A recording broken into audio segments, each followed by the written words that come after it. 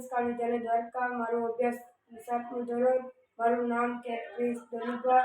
હું સ્કૂલની અંદર એક પ્રોજેક્ટ બનાવ્યું છે ઈ ચંદ્રયાન 3 નું ઈ તમે વિડીયોમાં નિહાળી રહ્યા છો।